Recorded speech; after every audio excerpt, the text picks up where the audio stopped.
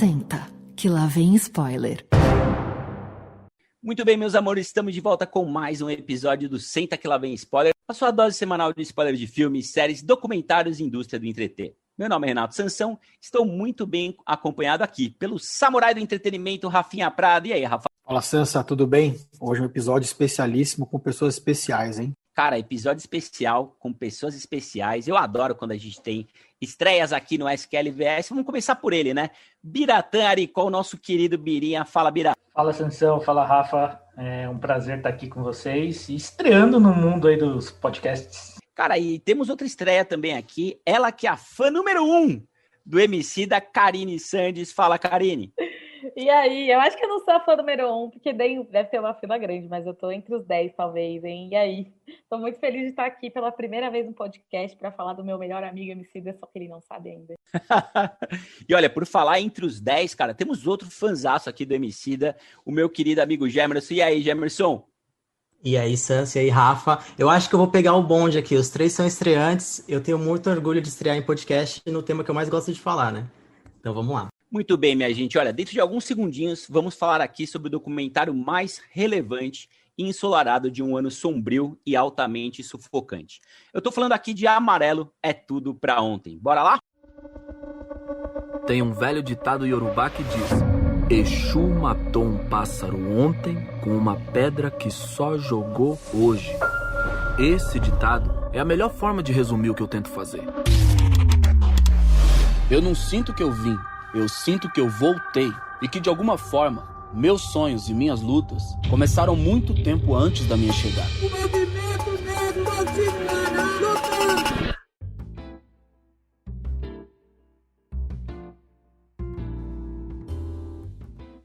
Exu matou um pássaro ontem com uma pedra que só jogou hoje. Olha, gente, parafraseando o ditado iorubá e o grande Emicida, trazemos um episódio especial aqui no Senta que lá vem spoiler sobre Amarelo é Tudo Pra Ontem, também conhecido como o documentário do Emicida lá na Netflix. E podemos dizer, gente, que se trata aí do terceiro pilar, né, do tripé iniciado pelo álbum Amarelo, de 2019, que teve sequência com o podcast Amarelo Prisma, lançado lá aqui no primeiro semestre de 2020. Queridos, Amarelo é Tudo Pra Ontem é uma obra repleta de referências e reverências, que mescla diversos pontos da história da cultura negra no Brasil, com um espetáculo gravado no Teatro Municipal de São Paulo, lá em novembro de 2019, onde 2 dos integrantes aqui do nosso episódio estavam presentes e onde nosso querido Leandro Roque de Oliveira recebe convidados super especiais para cantar e contar as histórias que deram origem ao já histórico álbum Amarelo.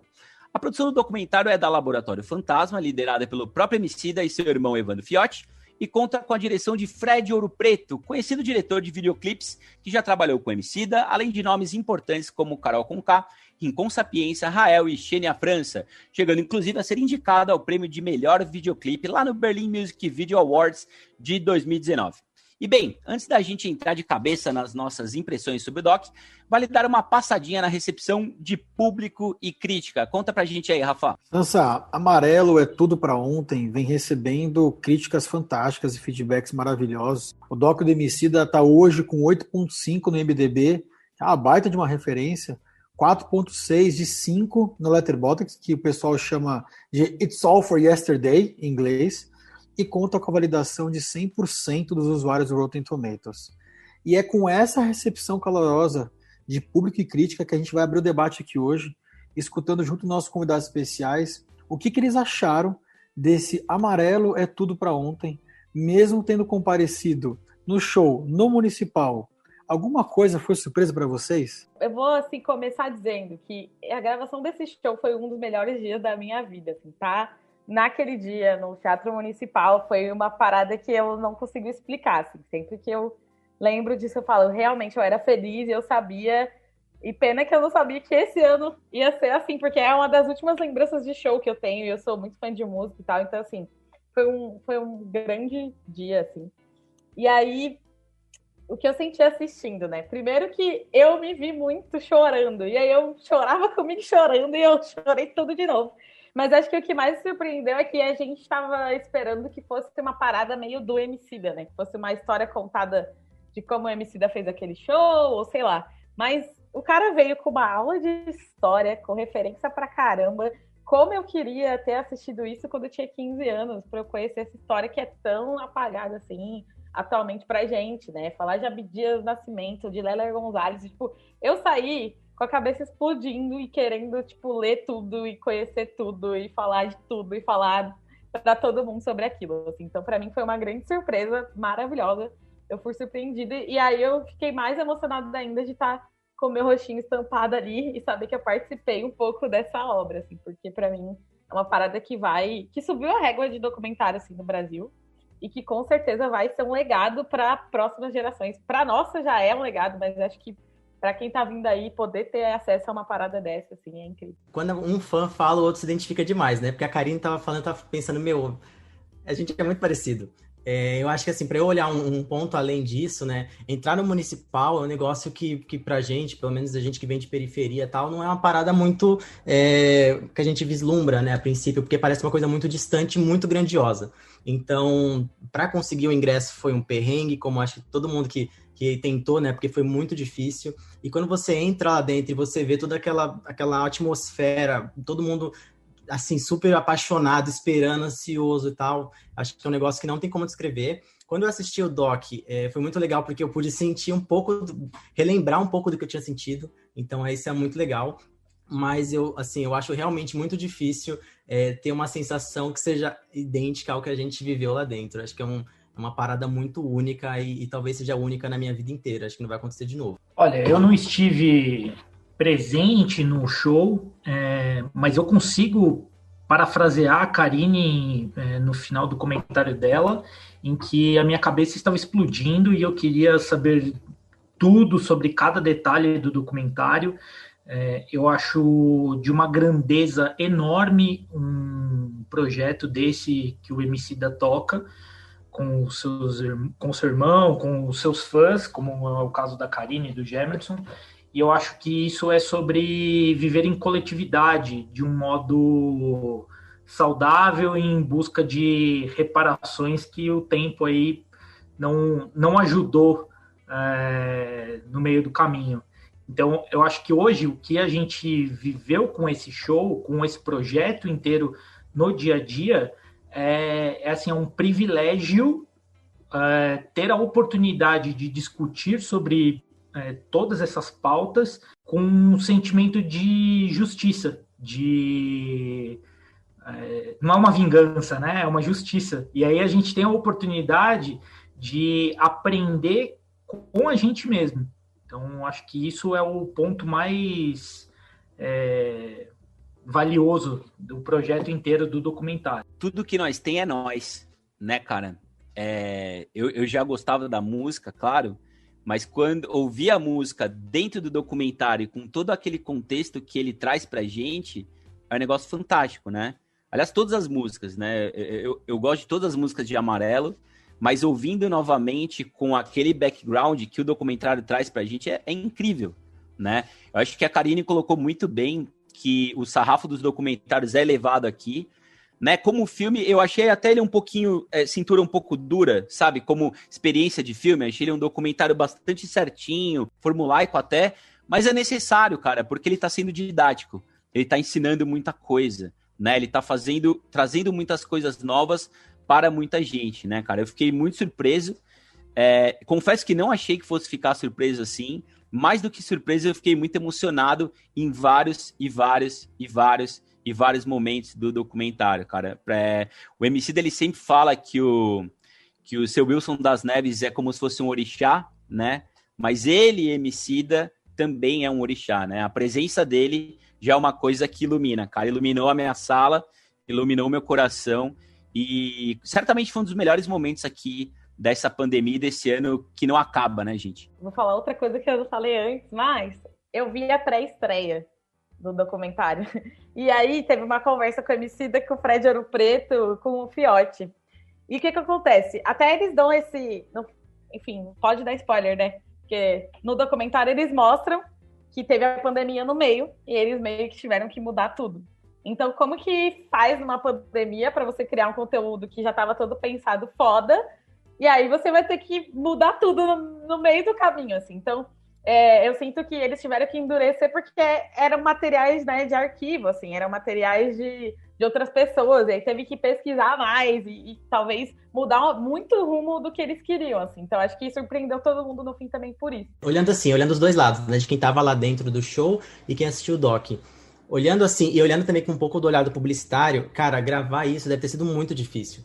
Porque se você entra lá no Municipal, olhando de fora, pela internet e tal, ele parece muito grandioso, assim.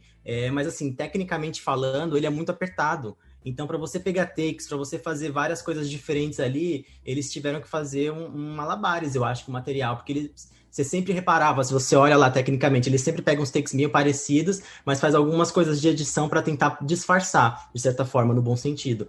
Então, eu acho que isso acaba também deixando um pouco duro, de certa forma. Ele não tem tanta variedade, não é um lugar tão espaçoso, ele não tem tanta estrutura para você gravar, a não ser os corredores e algumas vistas de cima.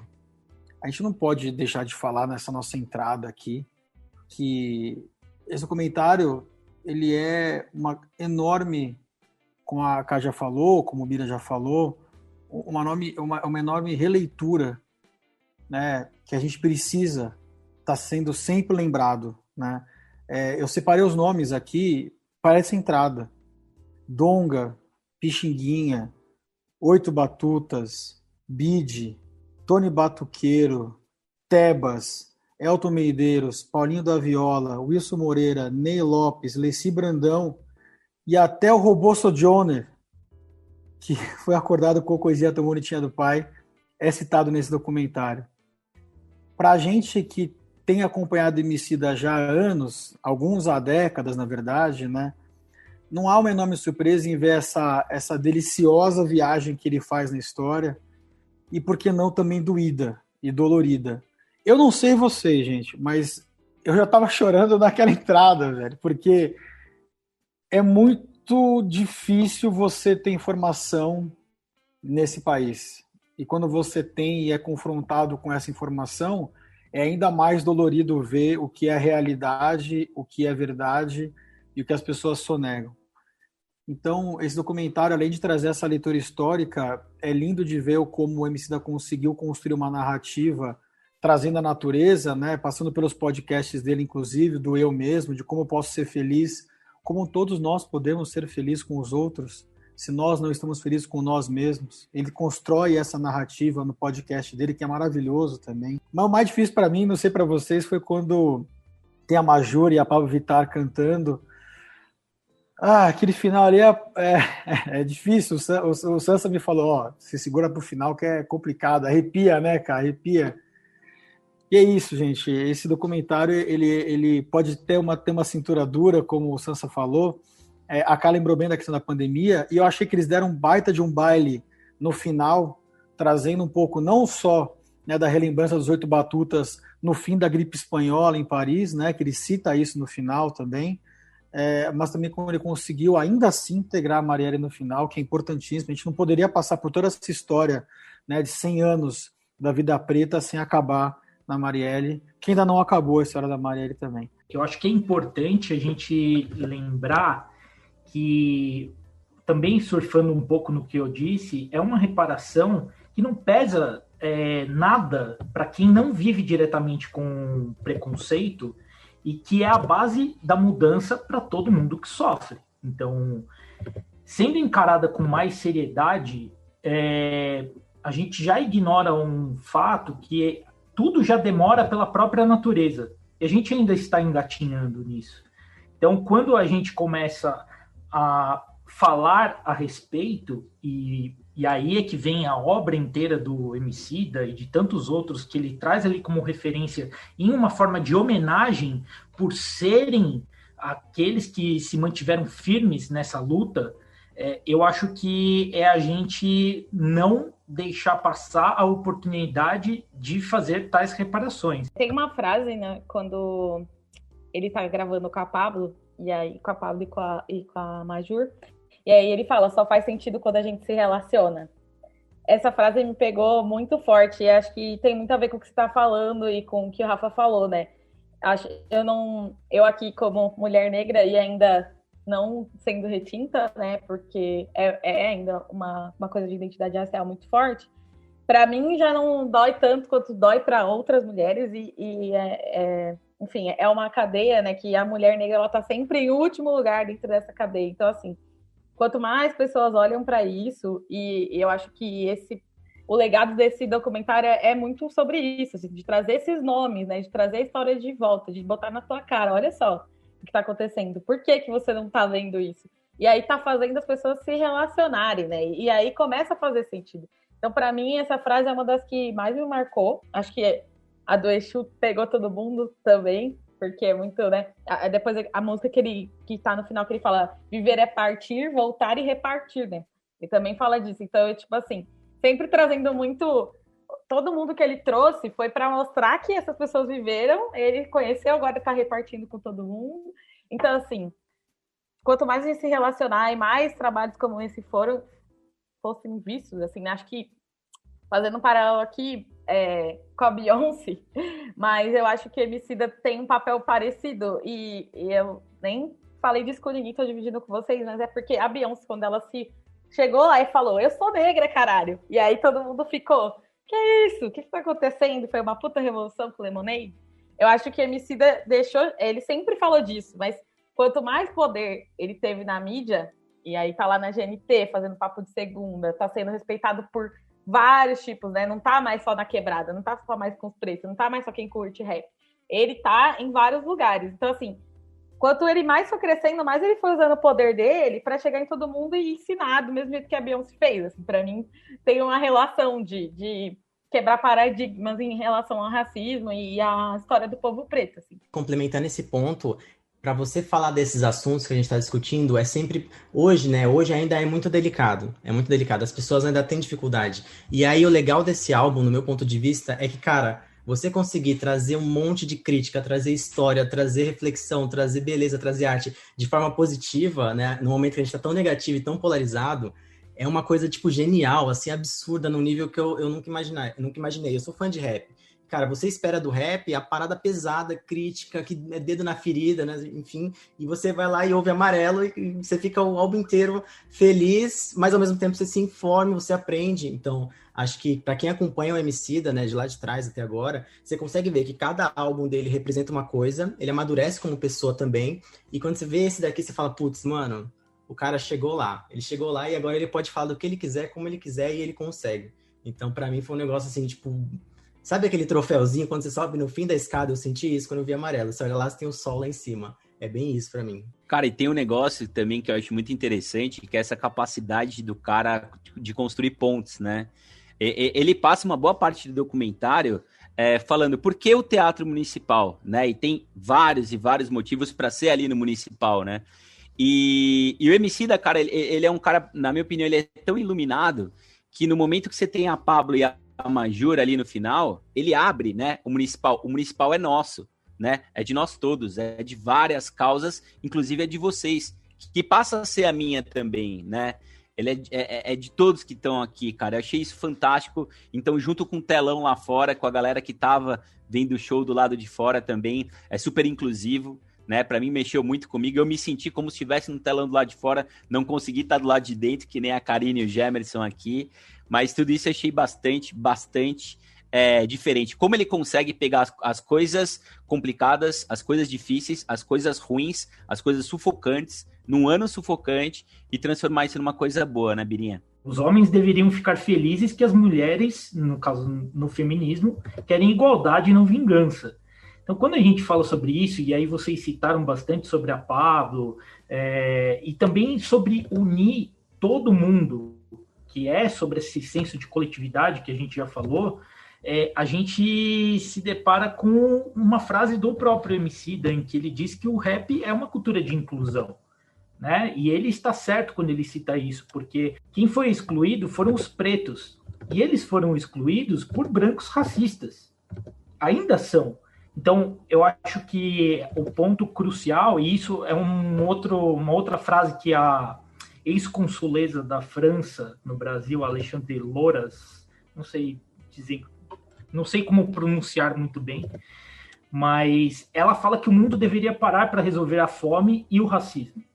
E quando ela fala isso, ela ela não se torna uma militante, ela se torna um humano, um ser humano, que, inclusive, vive daquilo. Então, o Emicida, ele tem propriedade para falar porque ele vive aquilo.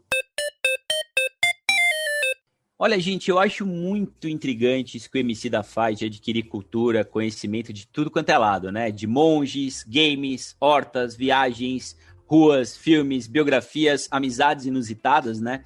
O cara pega tudo isso e transforma em canções, né? Ao mesmo tempo pessoais e universais. Né? E quem curte o Emicida já tinha detectado esse método quase coletivo de criação dele, desde, para quem já mordeu um cachorro por comida, até que eu cheguei longe, de quase 12 anos atrás, né, gente? Mas parece que ele encontra, né, o auge da maturação e até do storytelling nesse produto multiplataforma, né, Ká? Que é o Amarelo. E eu queria saber se vocês concordam com isso. Eu tive a honra de participar desse produto multiplataforma, assim, e eu posso dizer que cheguei perto, né, desse processo de criação. E aí, além do Emicida, né, a galera da Lab Fantasma é, assim, bizarra, de correria. A Raíssa Fumagalli e o Vanfiotti, que encabeçam quase tudo ali naquela Lab. E o Emicida, ele tá sempre dentro, mas é a galera que tá ali sempre ajudando, assim. Acho que o Fiotti mostra muito, né, não é tudo pra ontem, o quanto eles estão ali juntos, né, aquele abraço deles no final chorando, eu acho que quem não se emocionou ali, não, meu Deus, vai se emocionar com o quê, assim, porque foi uma das partes que eu mais chorei. E eu acho que esse processo criativo também me surpreendeu muito quando ele fala assim, eu tô pensando há 4 anos nessa música, né, que ele fala, e depois quando ele do nada começa, não, mas isso aí pode ser um filme, isso aqui é no começo, isso aqui no meio, e acaba e tal. Aí eu fiquei assim, caralho, como é que funciona a mente desse cara, assim? E aí muito se fala do Emicida, já se fala isso dele desde das rinhas, assim, né, que tipo assim, o Emicida não é desse mundo. E aí ele conta muito sobre como ele ia ler, como ele buscava, né, disco, como ele conheceu o Wilson das Neves, que foi buscando o disco e vendo o nome do cara, e esse cara era se esse cara estava envolvido é porque o disco era bom. Então, assim, eu acho que me ensinou muito sobre como buscar referência também, como ir atrás dessas coisas e não só ficar ali, né, no tipo... Mas acho que o ponto, para mim, desse processo criativo é sempre estar se alimentando, né, de criatividade, né, de referência, e também deixando sua mente ali, ele cuidando das hortinhas, dizendo quanto ele aprendeu com isso, né? Ele fala que a horta foi uma faculdade para ele, porque ele aprendeu sobre tudo, assim. Eu virei mãe de planta nessa pandemia e eu acho que é uma das coisas muito fodas, assim, quando você vê que você tá cuidando dessa plantinha e aí a parada nasce coisa nova, você fica assim, caramba, estou fazendo um bom trabalho, olha isso, tá nascendo uma vida aqui. Para mim, a construção dos movimentos que foi no meio dessa pandemia, né, que é a paz de corpo, clareza de mente, compaixão e alma, coragem e coração. São os 4 grandes movimentos que ele trouxe pra gente no meio do ano. Eu acho que, para quem não conhecia o Emicida, ou para quem conhecia o Emicida e tem aquela visão fechada e pequena de que é só mais um rap, um cara de rinha, um cara que só quer expor da forma que ele aprendeu lá atrás a realidade do preto, pôde ouvir, literalmente ver, um modelo diferente de conteúdo que esse povo branco, que não está acostumado a consumir o rap da forma que os pretos estão, né, no movimento de protesto, fala, peraí, esse cara aqui também, caralho, velho, esse cara aqui ele fala de mente, corpo. Porra, mas peraí, o yoga fala isso, mas cara, o preto falou de yoga, peraí. Dá um bug na cabeça dos caras, entende? Porque um cara, quando ele traz a vida das abelhas para um papo num projeto desse tamanho, a galera fica meio, porra, mas é verdade, né? Mas eu tô pensando aqui em ganhar meu dinheiro só. E o cara que é preto, veio da quebrada, tá preocupado muito mais do que eu em levar para frente um papo que é extremamente necessário. Você passa a se questionar, será que eu tô fazendo tudo que eu posso fazer? Eu acho que tem um relato que ele traz ali no documentário, é uma frase, e que o Mano Brown colocou isso em música, que é, se você é preto, você tem que fazer 10 vezes melhor. É isso que é ensinado. E essa é a realidade. Então, assim, tem muito de um fator que a Karine nos trouxe sobre referências, sobre buscar, mas também pela dificuldade de acesso, a motivação ela precisa ser multiplicada por 10. E essa motivação, ela é multiplicada por 10, pensando no histórico que cada um viveu. Então, que a avó velha, preta, que ainda está ali em pé, cozinhando, que a mãe saiu enquanto os filhos ficavam com a avó para trabalhar.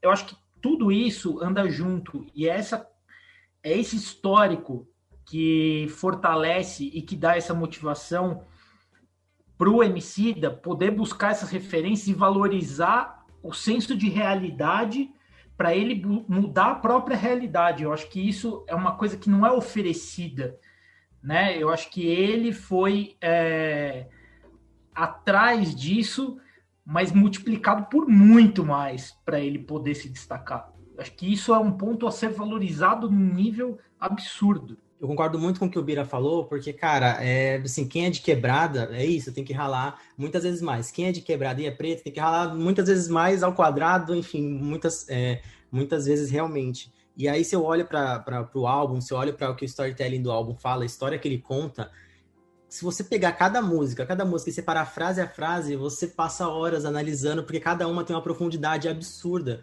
Absurda. O próprio Emicida tinha um projeto no YouTube que chamava Decodificando, que ele falava essas letras, né, do porquê ele usou aquela frase, de onde veio a referência e tal. E, cara, eu realmente espero que talvez um dia a gente tenha isso pro Amarelo, porque a gente vai entender a profundidade de cada coisa, além do que a gente já tá aprendendo no doc.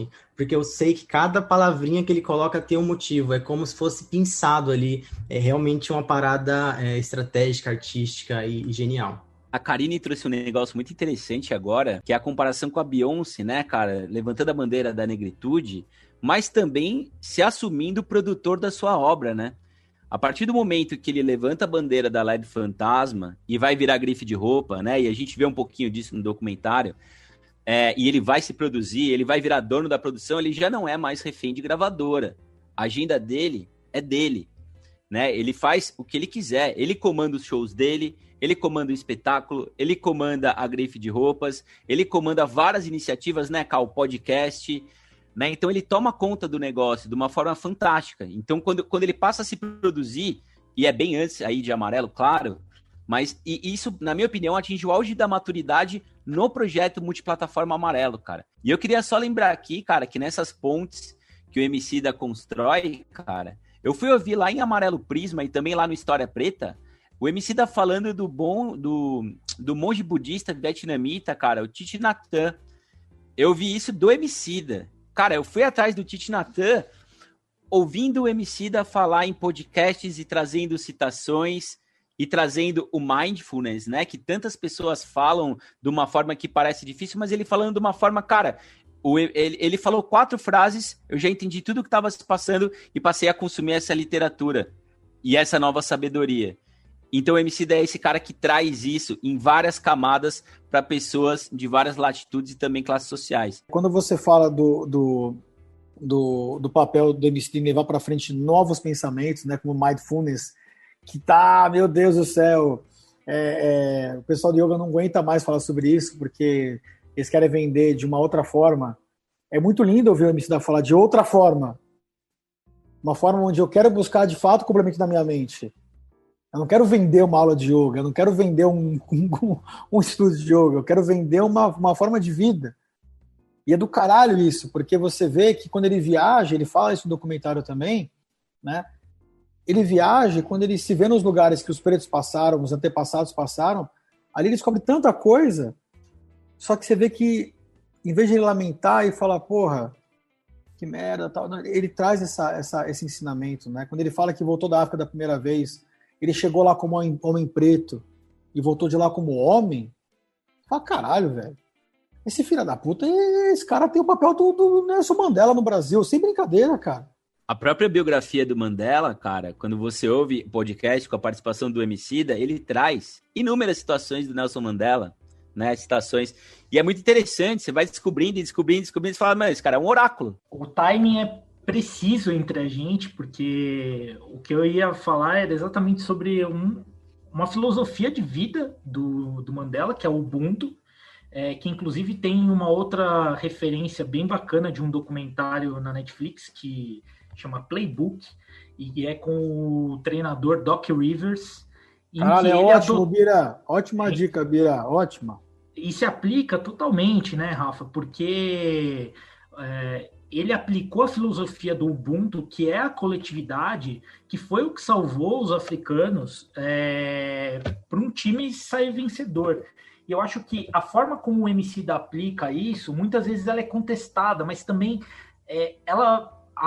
por exemplo, a produção do último álbum do Racionais também foi contestada.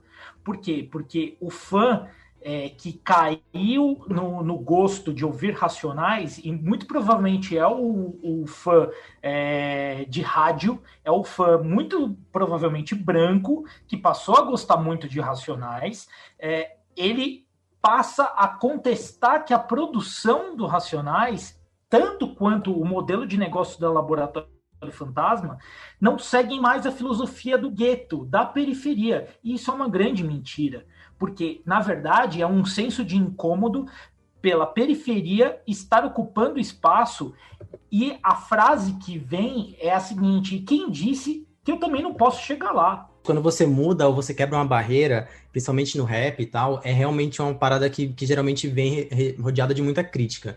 Porque a gente que gosta desse tipo de conteúdo, às vezes acaba se acomodando e quer realmente que só seja a mesma coisa.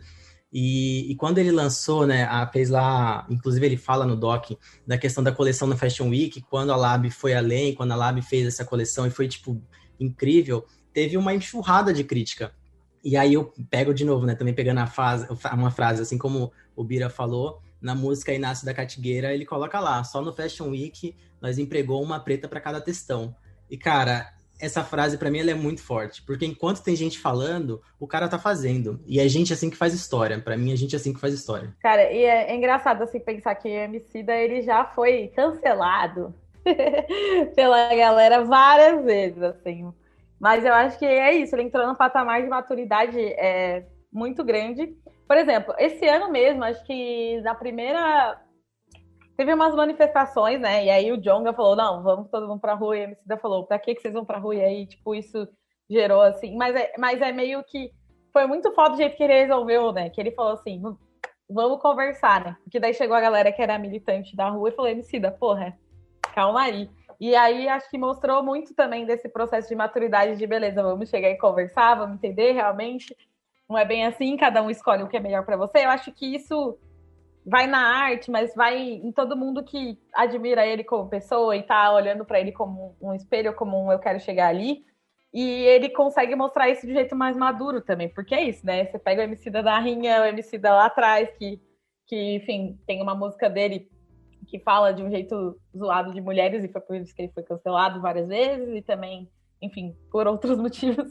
Mas eu acho que ele escolheu as lutas que ele quer lutar. E acho que eu fico muito feliz de ver ele lutando tanto por essa, que é fazer as pessoas entenderem, né? Que é trazer paz para a cabeça. Eu acho que eles não imaginavam que o amarelo ia ser tão importante para as pessoas num ano que esse ano ia ser tão difícil, assim, sabe?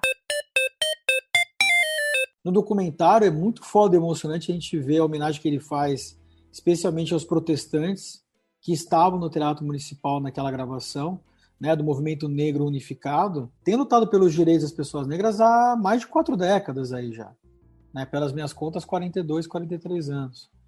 Então é muito legal descobrir que ele tentou ali dentro reunir 2 damas do teatro, Fernanda Montenegro e Ruth de Souza, e que por muito pouco mesmo, por questão de meses, né, acabou não dando certo. Né? Eu acho que é fantástico mesmo a forma que ele encontrou de colocar a antropóloga, a escritora, a ativista Lélia Gonzalez na narrativa. Achei do caralho que ele coloca a Angela Davis lá dentro, e é um tapa na cara do brasileiro. Enquanto a gente valoriza o Obama e esquece a Lélia aqui dentro. E é muito legal ver como a Angela fala da Lélia, porque a gente não valoriza. O Nelson Rodrigues tem razão. É o nosso sentimento de sempre estar para trás, sempre ser o pior, né? Então é animal como ele consegue fazer isso. E, cara, muito difícil, de verdade, eu concordo contigo, segurar as lágrimas quando ele traz a Marielle Franco pro final ali, né? Então, o que a gente pode dizer da amizade do Emicida, por exemplo, com o seu Wilson das Neves? A gente chorou, acho que em vários momentos, né, do documentário, mas... Ai, cara, quando ele fala que teu amigo tem tudo e como a forma foi construída da amizade entre eles... Cara, seria muito legal ouvir de vocês, Gemerson, Bira, Ká, Sansa, né? Em que momento da vida de vocês, passando por tudo isso que nós conversamos aqui, vocês conheceram e criaram essa identificação, não só com a obra do Emicida, mas com ele próprio? Cara, eu conheci o Emicida quando eu ainda estava na escola e assim, de novo, né? Escola de periferia, escola estadual, escola em que você senta no fundo, escola que você não tem muitas vezes aula, escola que você vê gente fumando, você vê gente oferecendo coisas, você tem muitas chances de dar errado, né? A gente que vem de lá, você nunca pensa em ir pra frente. E aí quando você conhece o Emicida, você fala, putz, esse cara é como eu. Só que ele tava um pouquinho, né? Eu tenho 26 anos, ele já é um pouco mais velho, mas assim eu ainda consegui me identificar. E aí a primeira música que eu ouvi dele foi Triunfo. E, cara, Triunfo, ela é a música perfeita pra você que tá em busca de alguém pra você se encontrar. Ela é aquela música que te dá uma porrada e te fala, mano, vai pra cima porque você consegue chegar no topo. E aí quando você vê isso, você vai em busca das rinhas lá, na época tinha algumas no YouTube. Eu lembro, né? Eu acho que era por volta de 2010, quando eu conheci ele. Tinha umas músicas do YouTube lá, das rinhas, tudo em baixa qualidade. Você começa a ver, você pira mais, porque você vê, fala, puta, mano, como o cara consegue ter tanta referência? É tipo um negócio impossível. E aí você começa a navegar, você entra em Orra, que é uma música incrível e que, cara, que ali é a raiz do cara. Você sente o coração dele naquela música. Então, eu sinto que naquele momento eu fui pego e eu não consegui mais soltar o que as músicas dele representavam. Eu falo e me arrepio, porque realmente é uma coisa que, assim, quando eu sinto que tá difícil, eu coloco o Emicida pra ouvir, porque é uma parada que me ajuda. Quando eu tô voltando pra casa, 10 da noite, cansado, eu coloco o Emicida pra ouvir, porque é uma parada que me ajuda. Então, quando eu ouvi Amarelo, foi tipo eu senti que eu também cheguei lá, sabe? Uma parada assim que você sente que você amadureceu, que você cresceu, e que a Amarelo te dá liberdade pra você poder ser quem você é, você não precisa mais se provar. Eu sinto isso. Que honra, que privilégio ser contemporânea do Emicida, assim, porque é uma pessoa que a gente tá vendo crescer e amadurecer na frente dos nossos olhos, a gente pode acompanhar junto e aprender junto com o cara, e usar o que ele tá aprendendo e botar na nossa vida também, assim, e se inspirar, né, e com o que ele traz, assim. Eu, infelizmente, não conheci o Emicida muito adolescente, não. Eu já era mais velha, com 23 anos, assim, eu tive uma grande loucura na minha vida, que tudo mudou. Eu namorava e terminei o namoro, comecei a viajar sozinha, tive crise de ansiedade e tal, e aí eu comecei a ir muito show de rap. Então, eu comecei vendo muito crioulo, assim, e aí num desses shows, era Emicida antes, crioulo depois, e aí, cara, quando ele tocou também Triunfo, é engraçado, porque Triunfo acho que pega muita gente. Eu fiquei olhando assim, e comecei a chorar no show. E eu sou muito chorona, eu sempre choro. Se vocês verem o Tudo Pra Ontem, vocês vão me ver chorando. Assim. Mas nesse dia eu falei, caralho, o que esse cara tá falando? Eu dava uma moral pra ele, que é isso? Aí eu fui buscar mais, mas ainda assim, ele só me tocou mesmo quando ele lançou o clipe de Mandume, assim. Pra mim foi uma parada que eu, sempre que eu ouço, sempre me arrepia. É uma parada que não tem jeito. Me pega essa música. Até às vezes eu falo, ih, começou, deixa eu sair aqui, porque ela me pega, assim, muito forte. Eu acho que tem muito mais para vir aí, e eu fico muito ansiosa e entusiasmada com o que vai vir por aí, porque esse cara é, tipo, ele não para, e eu tô ansiosa para ver o que vai vir e acompanhar ele, assim, pro resto da minha vida também, como disse o Gemerson. Vamos envelhecer juntos. Eu conheci muito tarde, talvez não muito tarde, mas eu conheci no momento certo. Eu acredito bastante que a gente tem os grandes encontros, a gente realiza nos momentos certos. E eu tive uma adolescência, um começo de vida adulta muito cachorro louco, então eu gostava muito mais da raiva do que de um discurso mais equilibrado. E quando eu tive contato real, então assim, eu conhecia Emicida, ouvia uma ou outra música, não me apetecia muito uma linha ou outra, o verso era legal, mas não me agradava. Foi no ano passado, meu 2019 é o 2020 dos brasileiros. Então, eu vivia acho que numa situação, no auge de uma depressão, E quando ele lança o Amarelo com a entrada do Belchior e toda a conjuntura que vem, aquela mensagem de áudio enviada para o amigo ali no começo da música e tudo aquilo acontecendo, foi o meu primeiro ponto de identificação. Meu segundo ponto de identificação, e aí eu sei que eu estou indo em eventos macro, foi com esse lançamento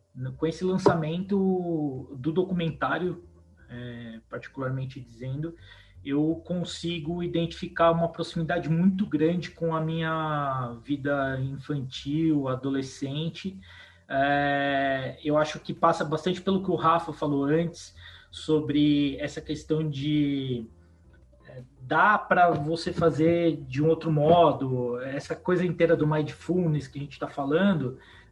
Eu vivi isso profissionalmente, pessoalmente, estou no meio dessa mudança inteira de trajetória, e eu acho que ela é muito sufocada, assim, qualquer tentativa de mudança, ela é muito sufocada pelo capitalismo, pela propaganda, pela necessidade, e isso quem está falando é um cara formado em publicidade. Então, assim, chega um determinado momento que a história que todo mundo conta é que você não vai conseguir, independente da sua batalha, independente de qual é o propósito do que você quer atingir, de onde você quer chegar. E eu acho que ver histórias ricas, assim, que fortalecem como fortaleceram na realidade da Karine, com certeza fortalecem para mim aqui no meu dia a dia, ainda mais no meio de uma pandemia, né? Eu acabei conhecendo o Emicida num momento de depressão também na minha vida, cara. Em 2010, quando ele lançou Emicídio, ele falava muito sobre como que foi ser pai para ele na época e também um pouco sobre as batalhas, né? Sobre as rinhas de MC também. Falava muito de amigo e de mãe. E não vou ficar aqui dizendo que, nossa, eu era um grande apreciador de rap e tal, porque não é verdade, porque eu acabei conhecendo o Emicida num programa do Jô em 2010, né? E dali para frente ele acabou virando meio que uma celebridade já. Ele começou a virar um cara que não era só o programa do Jô, ele aparecia na MTV, se não me engano, na época também. Acho que era lá do B, ou Manos B, alguma coisa assim, não vou lembrar agora o nome direito. Mas ele também estava no programa da TV Cultura naquela década, Manos e Minas. E eu acho que desde lá ele trazia uma forma mais inclusiva, parecia, de tentar agrupar o povo num caminho, né? Sempre lembrando, obviamente, das agruras do povo dele, obviamente. E eu lembro que no ano seguinte ele participou do Coachella, que é um dos ícones da cultura branca mundial, mas ele estava lá também. Então, assim, eu acho que... E depois ele apareceu no Video Music Brasil Awards, né, que era um puta evento do caralho da MTV também, e ganhou, sei lá, hit do ano, clipe do ano, a porra toda. Acho que ali ele entrou. Eu tive um amigo preto na faculdade só. Minto. Tive 2 amigos pretos na faculdade só. Um deles é o Marcudo, que grava com a gente aqui, não sei daqui lá vem spoiler.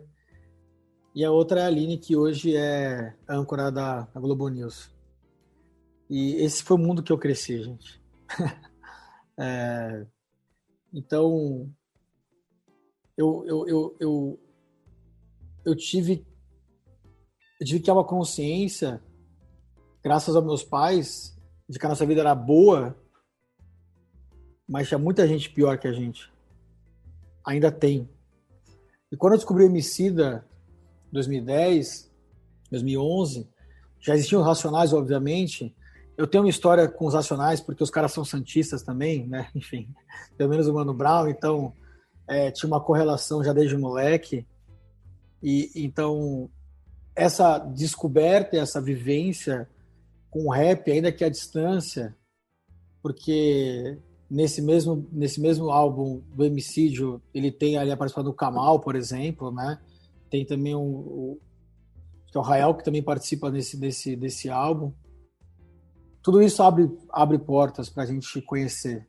Rafa, eu vou pegar a carona no que você falou agora, cara, pra citar a nossa amiga Milo Araújo aqui, que ela diz o seguinte: tudo que nós, pretos, não precisamos é do branco culpado.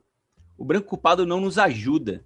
O branco culpado não faz a gente evoluir como sociedade, né? Ela até citou uma vez, a gente fez um episódio junto aí, ela citou uma menina branca que trabalhava com ela na agência. Essa Mila é foda. Essa Mila é foda, cara. Ela é sinistra, né, cara? Ela é foda, né, cara? E ela pegou e falou assim, ó... a menina virava e falava pra ela, nossa, como você tá linda, nossa, você tá maravilhosa, nossa, o seu cabelo tá lindo, tipo umas 4 vezes por dia. Cara, calma. Aí ela falou assim, eu lembro que ela falou, faz a calma. Jeito Milo de ser, né? E, cara, só pegando carona aqui, eu conheci o Emicida, cara, em 2013, no glorioso retorno de quem nunca esteve aqui. Tá? Mais especificamente com Bang, que pra mim é uma das minhas prediletas do Emicida. Aliás, que difícil fazer uma lista, né, das favoritas do Emicida. Mas, gente, eu sou judeu, né, e Bang tem um trecho deveras curioso que diz o seguinte: normal, charme radical, mas não abraço que de ontem pra hoje ser preto ficou legal. Palhaços em festa, raiz cortada, a dor dos judeus choca, a nossa gera piada. E aí eu ouvi isso, galera, eu pensei assim, ué, e aí, velho? A dor dos judeus choca, a nossa gera piada. E o Holocausto, irmão? Porra, 6 milhões de judeus mortos, Hitler, né? E eu fiquei em cima disso. E eu fiquei buscando um pouco mais essa raiz 7 anos atrás aí, né, cara? E nas discussões até em família, eu falo assim, gente, vamos lá. Por que o povo judeu se reconstruiu tão rápido? Né, que eles foram de um lugar para outro, com os conhecimentos que eles já tinham, com as várias línguas que eles já falavam, e eles fizeram isso de uma forma livre. Eles não foram acorrentados em navios e passaram meses e tinham expectativa de vida de menos de 25 anos. Eles não tiveram as suas mulheres violentadas e estupradas que geraram a miscigenação aqui no Brasil. Eles não estavam aqui no Brasil numa situação de final da abolição da escravatura, o último país que aboliu a escravidão, acho que o segundo, né, o penúltimo país no mundo e o último no nosso continente, para deixar todo um povo à margem, marginalizado, né, como o Amarelo documentário mostra pra gente. De onde é a periferia? Tá nas pontas, tá cada vez mais longe, né, oportunidade. E aí quando eu retorno ao verso do Emicida aqui em Bang para voltar a discutir com a família, é o seguinte, são situações completamente diferentes. O Emicida, cara, desde 2013 aí, é óbvio que eu fui pesquisar para trás, né? Eu fui ver as rinhas, depois a gente anda com ele para frente. O Emicida, ele tem um DeLorean próprio, que vai viajando no tempo para trás e para frente e vai ensinando, né? Por isso que é tão importante o ditado Yorubá, né? Que ele cita no começo do documentário e cita no final também. Essa dificuldade em analisar um cenário com uma propriedade mínima aí para a gente participar do diálogo, sendo branco, e juntando com a frase que você trouxe que brancos culpados vão contribuir muito pouco comparado com o que podem contribuir, eu acho que eu estava numa conversa paralela há pouco tempo e tem muita gente que teme entrar nessas discussões por medo do que vão encontrar. O medo da tristeza, o quanto vai ser, o quão chocante aquilo vai ser. E eu me deparei com algumas pessoas nesses diálogos, pessoas brancas. E aí, o máximo que eu consegui falar foi que essa causa, essa tristeza em descobrir as coisas, vive numa linha muito tênue entre pensar na própria dor e pensar na dor do outro, que é muito maior. E a partir desse momento, a gente consegue aplicar no dia a dia, no senso de coletividade, na filosofia Ubuntu que o Mandela trazia. Inclusive, Ubuntu é uma estampa famosíssima da Laboratório Fantasma, não é à toa. Então, tem essa questão de você esperar o melhor do outro, aprender com o outro ser humano a como ser humano de verdade e esperar que o outro faça o seu melhor e você faça o seu melhor. E eu acho que nessa busca a gente volta para as raízes, a gente volta a se desinteressar por qualquer outra questão que não seja amor, que não seja sobre fazer o bem ao próximo, sobre tudo que parece ser óbvio, né? Mas na prática existem alguns desafios. Muito bem, meus queridos, olha, depois desse papo gostosaço sobre Amarelo, que documentário, hein? Eu queria saber de vocês, qual que é a nota de vocês, de 0 a 100, quantas poltronas amarelas vocês dão aí para Amarelo é Tudo para Ontem? Pelo histórico, por tudo que é, pela construção, pelo projeto, por tudo, eu dou 98 poltronas amarelas para Amarelo é Tudo para Ontem. É muito difícil você não se envolver emocionalmente na hora de dar nota e tomar uma decisão, né, puramente artística, tipo, crua, técnica e tal. De qualquer forma, assim, se eu fosse dar uma nota, eu daria uma coisa parecida, daria por volta de 95, eu vou cravar, 95 poltronas amarelas, e o meu motivo do não ser o 100 é porque, cara, eu senti a dor deles ali quando eles produziram, de, tipo, gravar ali deve ter sido muito difícil. Deve ter sido muito difícil gravar no Municipal, deve ter sido difícil construir essa narrativa, deve ter sido difícil você conseguir falar com pessoas nesse período. Então, essas 5 poltronas que eu deixo de espaço é porque eu sei que o próximo vai ser melhor. Eu não vou ser tão crítica, eu não sou crítica, então vai ser 100. Pelo esforço dos caras de terem colocado uma parada tão importante, tão foda, um legado desse no meio de uma pandemia pra gente. Acho que enfim, já falei várias vezes que eu apareci, mas é muito engraçado porque eu até esqueço às vezes, e tem muita gente de vários círculos que me viram, tipo, uma vez na vida que me reconheceram, assim. E isso, mais do que me reconhecer, é saber que essas pessoas estão vendo, assim. Então, pelo nível de pessoas que ele alcança, por estar na Netflix, por ser essa aula de história negra, assim, dos últimos 100 anos, e dar um pouco de esperança pra gente pro futuro, eu vou dar 100 cadeiras. Eu achei legal que a Ká falou que o Emicida ele é como se fosse a Beyoncé brasileira, e o Bira falou que é como se fosse o Mandela. Não, o Rafa, né? O Rafa falou que é como se fosse o Mandela brasileiro. E nesse exato momento, para mim, o Emicida é como se ele fosse o Lin-Manuel Miranda brasileiro, cara. Lin-Manuel Miranda é o responsável por Hamilton, né? Cara, um musical que tá na Disney Plus, né? Fazendo um mini merchan aqui da Disney Plus. E é maravilhoso, cara. Uma peça de teatro musical da Broadway, aí 2h30, que é uma verdadeira aula de história. Só que ao invés de você ter atrizes e atores brancos, você tem 99% do elenco negro, recontando a história da formação dos Estados Unidos. Então é maravilhoso, é fantástico o que o Lin-Manuel faz lá, e é fantástico o que o Emicida tá fazendo aqui, cara. Então, pesando isso que a Karine falou, né, dos problemas de pandemia e das coisas serem um pouquinho mais formulaicas, e de fato são, e eu vou deixar isso um pouco de lado, e eu vou colocar aqui que essa talvez não, certamente foi a única produção que me fez chorar quase do começo ao fim, cara. Tamanho peso que ela tem. Quem faz isso comigo não tem outra nota para dar aqui, senão 100 poltronas amarelas. Não consigo fugir muito disso. Não sou um especialista em produção audiovisual, então não vou avaliar como que foi a roteirização. Eu vou roteirizar o que foi meu sentimento e são 100 poltronas amarelíssimas para esse documentário. Chegamos aqui na média de 99 poltronas amarelas para o documentário Amarelo é Tudo para Ontem.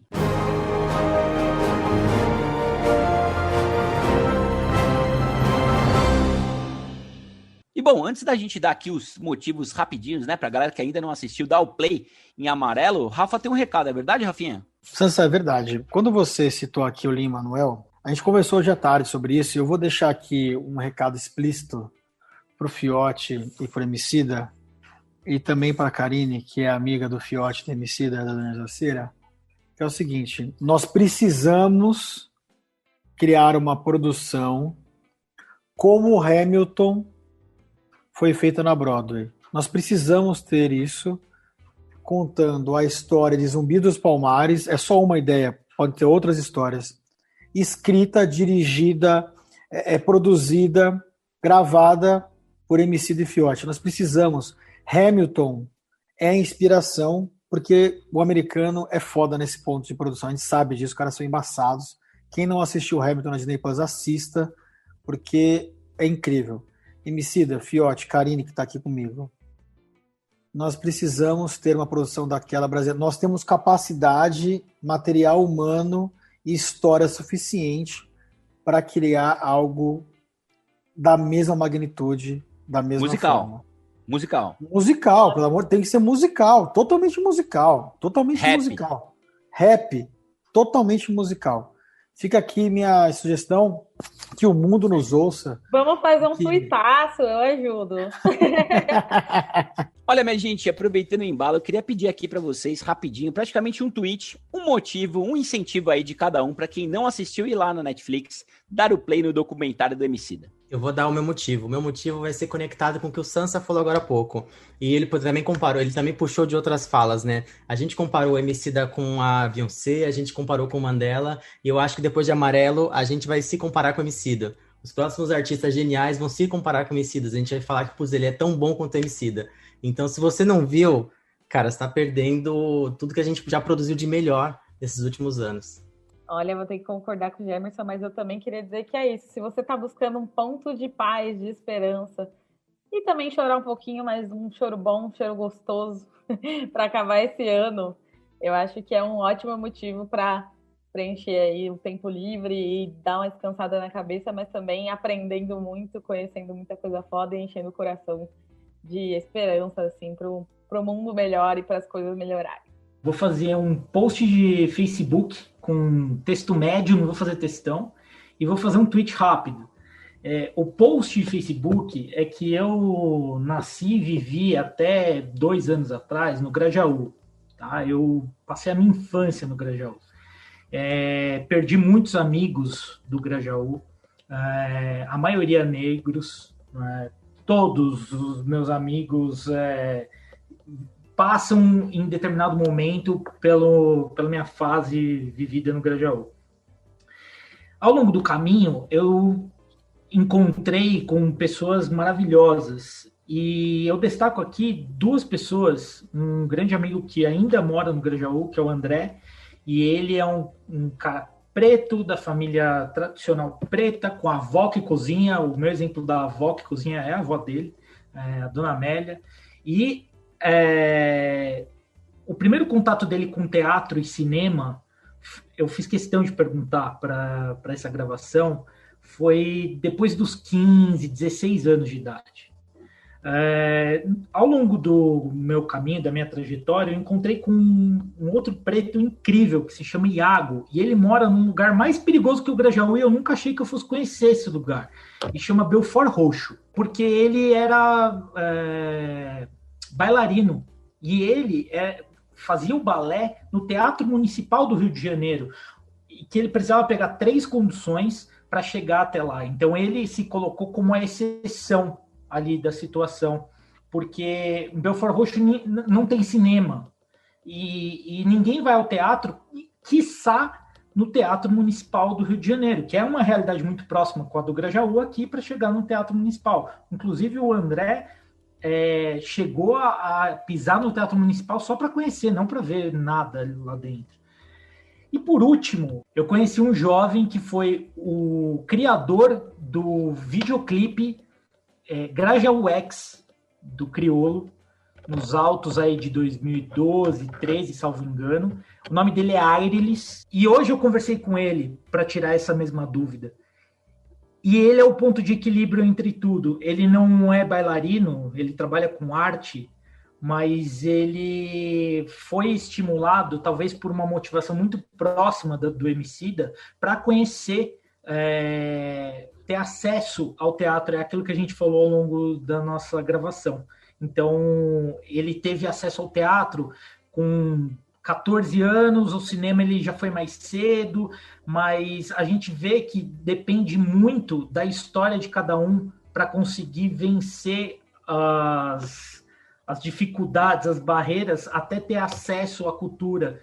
Então, talvez o que o Emicida mais conquiste aqui nesse momento é o nosso respeito por ele vencer todas essas barreiras e democratizar o acesso à cultura. O meu tweet, agora no final do meu textão aqui do post do Facebook, o meu tweet é que faça cada um se reconectar com histórias próximas, com histórias conhecidas, para poder colocar que aquela história é sim uma regra vivida na periferia e que o fortalecimento de um trabalho como esse é o fortalecimento do antirracismo, que eu acho que é o que a gente tem obrigação de fazer com a sociedade.